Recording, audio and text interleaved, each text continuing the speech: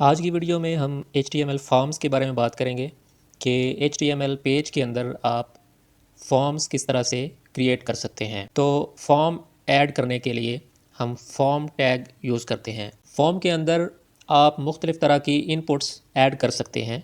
For example, अगर आप एक टेक्स्ट फील्ड ऐड करना चाहते हैं तो उसके लिए हम इनपुट टैग इस्तेमाल करते हैं।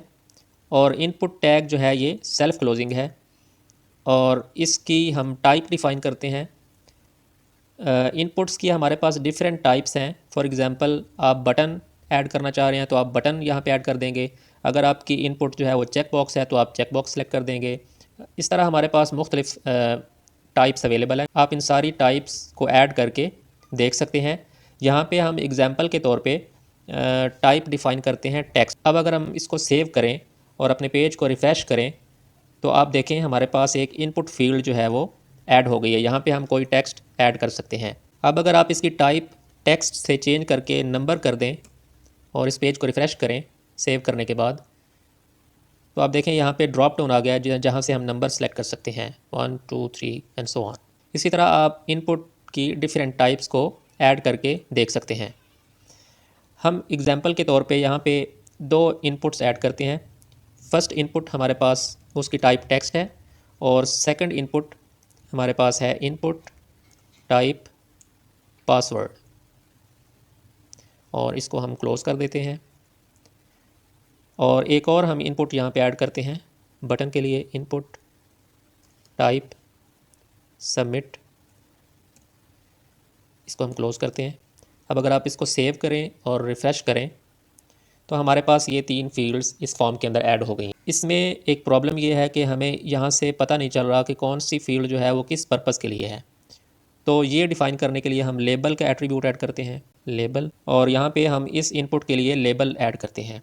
For example, user name. अब अगर आप इसको सेव करें और रिफ़्रेश करें तो फर्स्ट जो इनपुट है उसका लेबल हमने ऐड कर दिया है। अब यहाँ पे हम BR टैग ऐड करते हैं ताकि हमारी जो नेक्स्ट इनपुट है वो सेकंड लाइन से स्टार्ट हो। इसी तरह हम जो दूसरी हमारी इनपुट फील्ड है उसके लिए हम लेबल डिफ़ाइन करते हैं, पासवर्ड। इसको आप सेव करने के बाद रिफ़्रेश करें तो ये आ गया हमारे पास पासवर्ड इनपुट फील्ड। अब हम चाहते हैं कि इस सबमिट बटन को नेक्स्ट लाइन पे लेके जाएं, तो उसके लिए हम पासवर्ड की इनपुट फील्ड के बाद BR टैग या ब्रेक टैग ऐड कर देते हैं। इसको रिफ़्रेश करें। अब देखें जो सबमिट बटन है वो नेक्स्ट लाइन से स्टार्ट हो रहा है। अब अगर आप इनपुट फील्ड के अंदर कोई प्लेस होल्डर टेक्स्ट ऐड करना चाहते हैं तो आप इनपुट टाइप एट्रीब्यूट के बाद आप प्लेस होल्डर का एट्रीब्यूट ऐड कर सकते हैं। प्लेस होल्डर के अंदर आप कोई टेक्स्ट लिख सकते हैं। For example, add user name here. आप इसको सेव करें और रिफ़्रेश करें पेज को। अब देखें यहाँ पे इस इनपुट फील्ड के अंदर एक प्लेस होल्डर टेक्स्ट ऐड हो गया है, जिससे यूज़र को इन्फॉर्मेशन मिल रही है कि इस इनपुट फील्ड के अंदर क्या चीज़ ऐड करनी है। जब आप इस पर क्लिक करेंगे तो यहाँ पे आप कोई भी टेक्स्ट ऐड कर सकते हैं। इसी तरह आप पासवर्ड के अंदर भी प्लेस होल्डर टेक्स्ट ऐड कर सकते हैं, ऐड पासवर्ड हेयर।